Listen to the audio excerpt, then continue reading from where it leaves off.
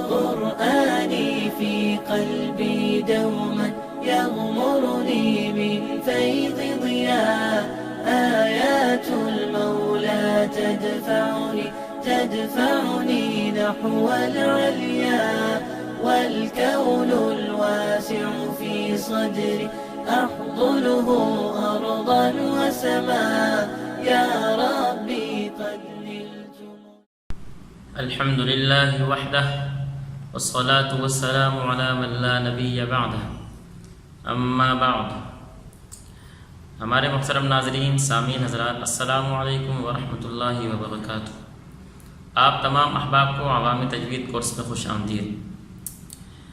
5 جولائی 2020 سے شروع ہونے والا عوامی تجوید کورس جو کہ 3 حصوں پر مشتمل تھا، بحمد اللہ تعالی پہلا حصہ مکمل ہوا، جس میں ہم نے تجوید کے قواعد کو سلائڈز کی صورت میں عام فہم انداز میں دلچسپ انداز میں مرتب کیا اور آپ حضرات کے سامنے پیش کیا.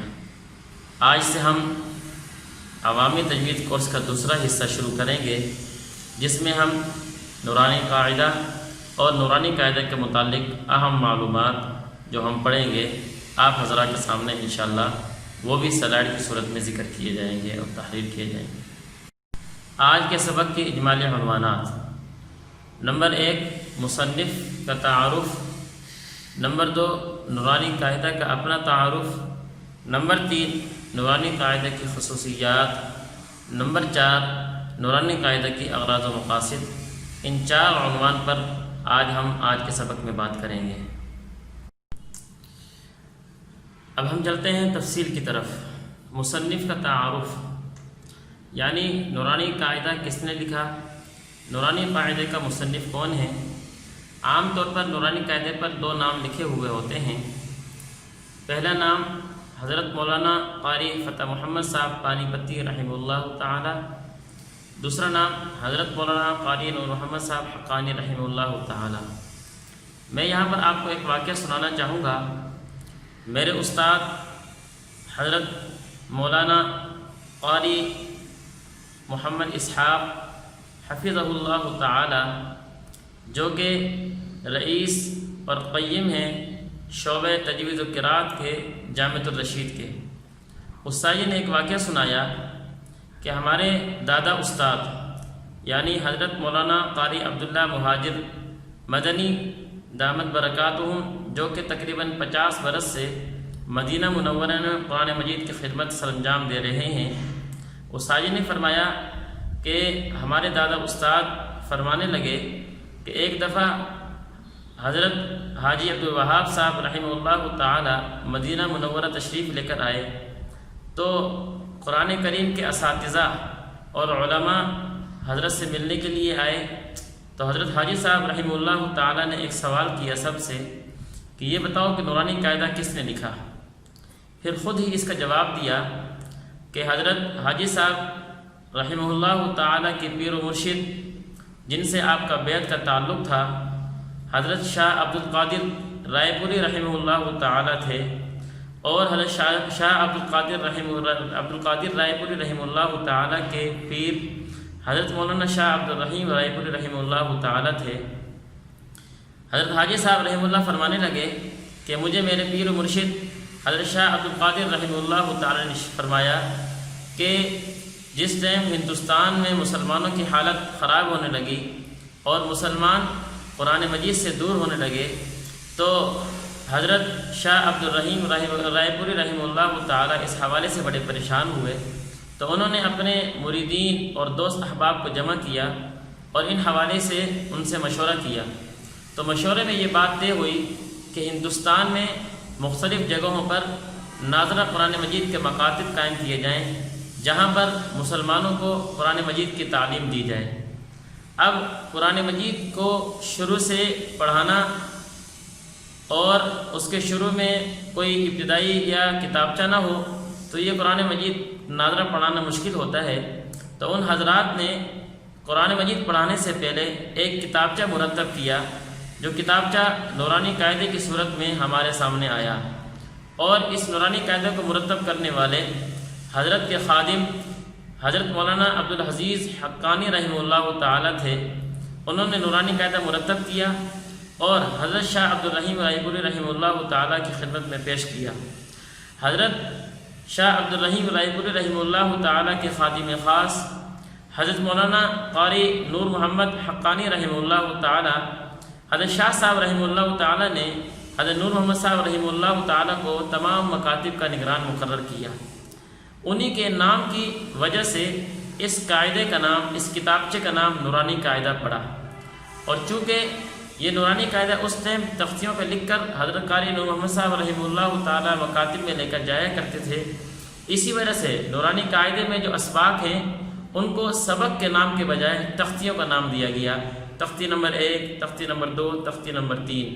اس طرح اللہ رب العزت نے حضرت شاہ عبدالرحیم رائے پوری رحمہ اللہ تعالی سے اس نورانی قاعدہ کا کام لیا، اور ہمارے سامنے نورانی قاعدہ ایک کتاب کی شکل میں مرتب ہو کر سامنے آیا۔ یہاں پر میں ایک بات یہ ذکر لازمی کروں گا کہ استادی حضرت قاری مولانا اسحاق دامت برکاتہم فرمایا کرتے تھے کہ بنیادوں کے پتھر نظر نہیں آیا کرتے۔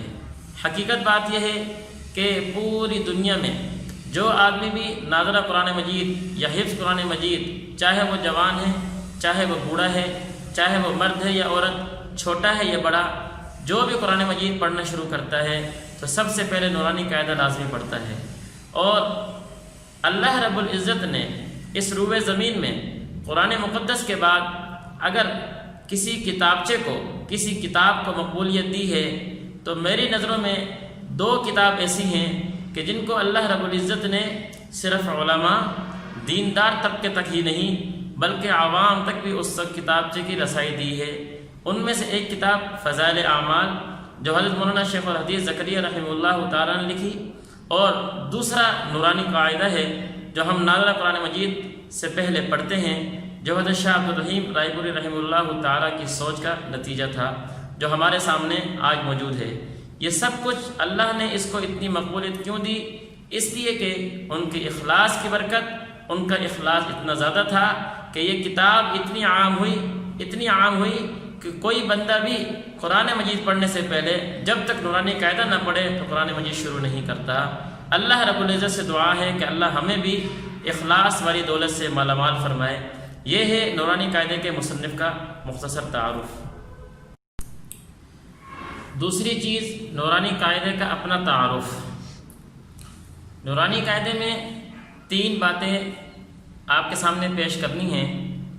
نمبر 1، نورانی قاعدے کا اسلوب کیا ہے۔ نمبر 2، نورانی قاعدے کی ترتیب کیا ہے۔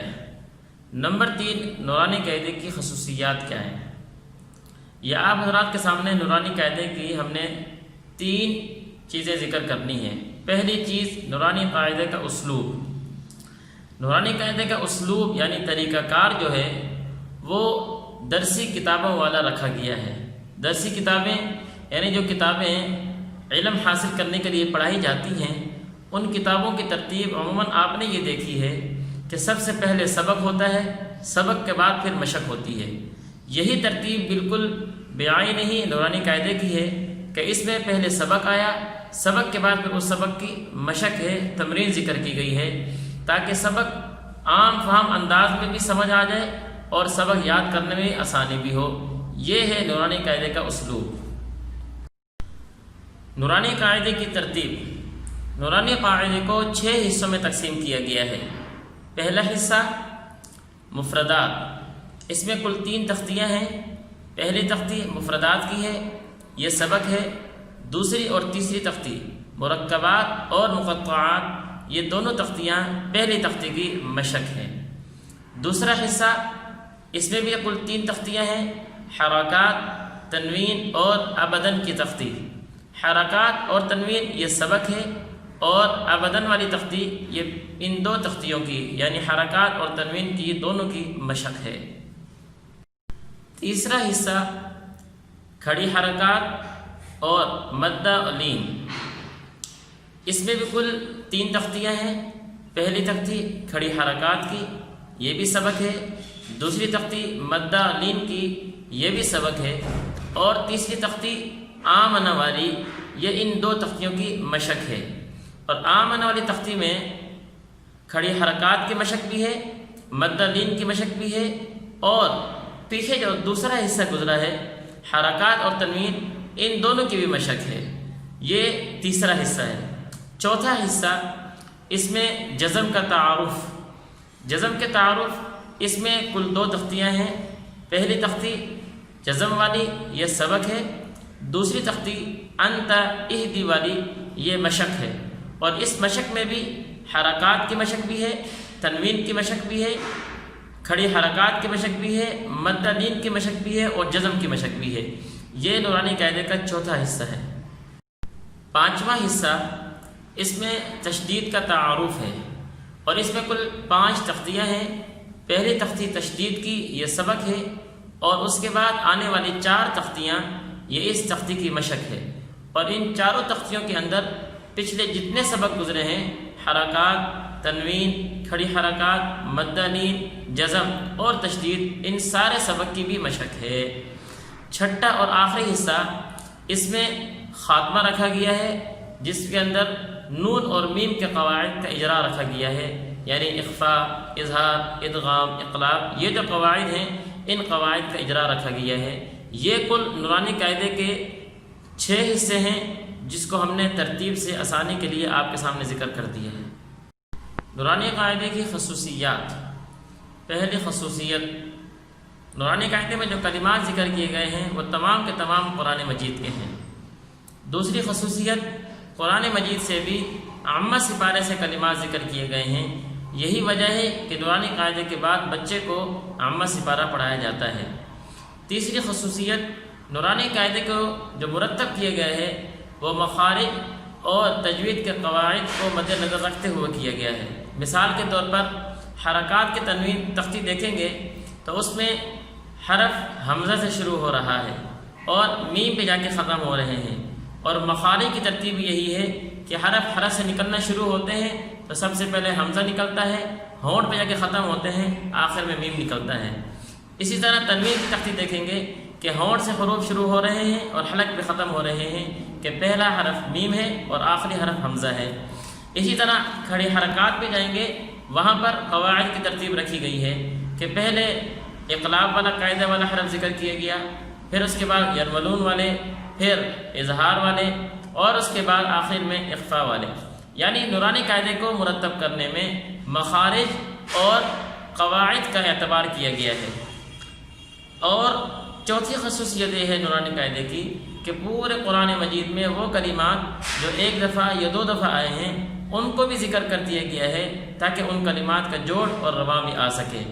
میرا آپ حضرات سے پیغام یہ ہے کہ جو آپ بھی اس ویڈیو کو سنیں، قرآن مجید چاہے خود پڑھیں یا کسی سے پڑھیں یا کوئی پڑھانے والے حضرات ہیں، وہ قرآن مجید سے پہلے جو نورانی قاعدہ پڑھاتے ہیں وہ یہی نورانی قاعدہ پڑھائیں جو حضرت شاہ عبدالرحیم رائے پوری رحمہ اللہ تعالیٰ کی سوچ اور ان کی فکر کا نتیجہ ہے کہ اس کے پڑھانے میں برکات بھی ہے، اور اس کے پڑھانے کے اندر بچے کو تجوید کے قواعد اور اصول سے بھی بچہ واقف ہو جاتا ہے۔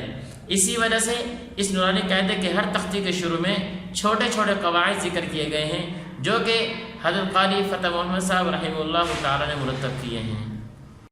نورانی قاعدے کا مقصد اور غرض و غایت۔ نورانی قاعدے کے 3 مقصد ہیں۔ نمبر 1، حروف کا تعارف اور اس کی ادا، یعنی حرف کا تعارف بھی ہو جائے اور ادا بھی درست ہو جائے، حرف کی ادائیگی بہتر ہو جائے۔ دوسرا مقصد، حروف کو جوڑنے کا طریقہ، ایک حرف کو دوسرے حرف سے جوڑنے کا طریقہ، جوڑ اور رواں بھی نورانی قاعدے کا مقصد ہے۔ اور تیسرا مقصد، حرکات، علامات جو ذکر کی گئی ہیں، تنوین ہے، زبر زیر پیش ہیں، کھڑی حرکات ہیں، اسی طرح جزم اور تشدید یہ علامتیں ہیں، ان کا تعارف ہو جائے اور ان کو پڑھنے کا جو صحیح طریقہ ہے وہ بھی آ جائے۔ یہ نورانی قاعدے کی غرض و غایت اور مقصد ہے۔ ہم آپ سے اجازت چاہیں گے، آج کا ہمارا سبق مکمل ہوا جو کہ ہم نے نورانی قاعدہ کے تعارف کے حوالے سے یہ سبق مرتب کیا ہے۔ اللہ آپ حضرات کو خوش رکھے اور ہمیں اخلاص والی دولت سے مالا مال فرمائے۔ السلام علیکم ورحمۃ اللہ وبرکاتہ۔